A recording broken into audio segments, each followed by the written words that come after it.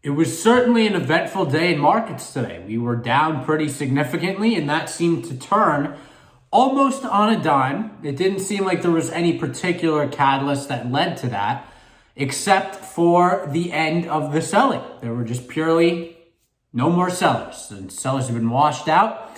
And this seems to be, a technical market mechanics theme, that there's panic selling, there's people trying to call the top, being fearful, depression, all these kinds of things, all these emotions. I'm seeing it all over Twitter.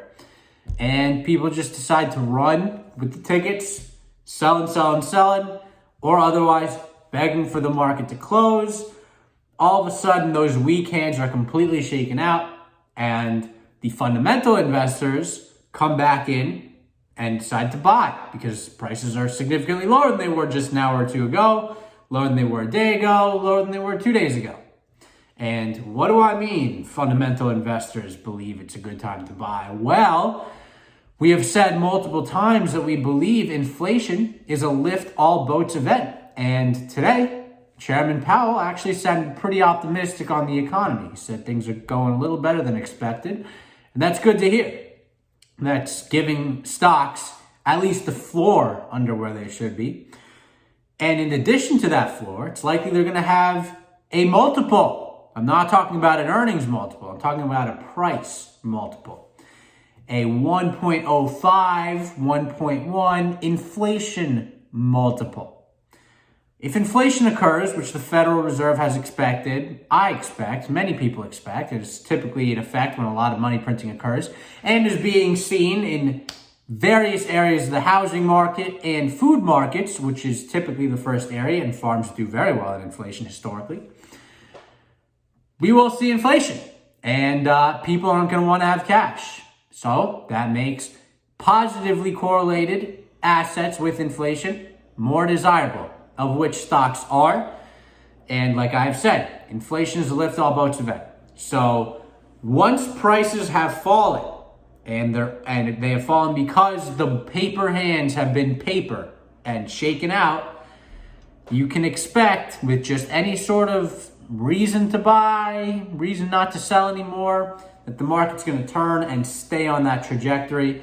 And there are fundamental long-term forces for it to continue. Let's not forget, we are about to enter the economic reopening. And a lot of the reopening stocks are very well priced. And I would certainly advise you to buy them. And if you look at the energy stocks, they aren't performing particularly well today, but they should. Especially with this boat blocking a massive, one of the biggest trade routes right there, not allowing oil to pass through. That's going to have some effects, not today, not tomorrow, but give it a week if it's still going on. There's going to be something going on with that, because not all the boats are going to go around to here and, wherever they're going, to Europe. So there might be a little bit of an increase in price there. We'll see what happens. Regardless of what happens, it's a good time to buy if you need to top up on some positions. As we said yesterday, you definitely want to sell any sort of gambling position, some position that you don't believe in the long-term philosophy of, because the tech rally was the 2020 story. Tech has had its day. It's likely it's going to continue though, but it's had its day. So you're not buying it with the same kind of momentum you once were. Things like DocuSign, I just think are incredibly overpriced stocks and aren't prudent investments. So I would sell those. Be prudent about those. If you're going to own tech, you have to have a multi-year time horizon and be able to weather big volatility like we've seen in the past couple of weeks. These are tech stocks. They are high risk, high reward stocks. You are now seeing the other side of what you had been seeing. That's just the way it is. If you want to own something like CRISPR, go ahead, because that is a massive genomic revolution, and you're buying ownership of the genomic revolution. Whether the stock trades up or down next week or two, it doesn't matter. It's just that's just what's going to happen with market mechanics and dynamics.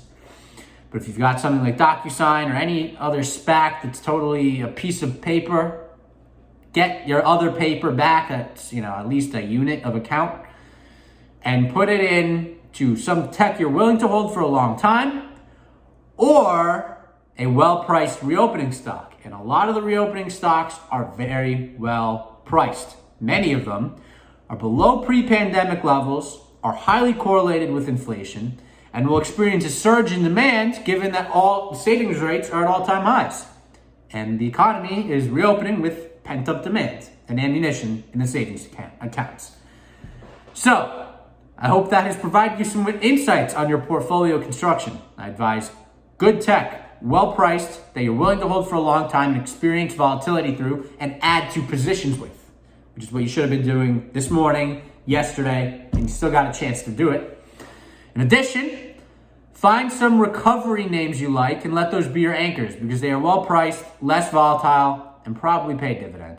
So that's the portfolio construction at this point in time. And until next time, peace out.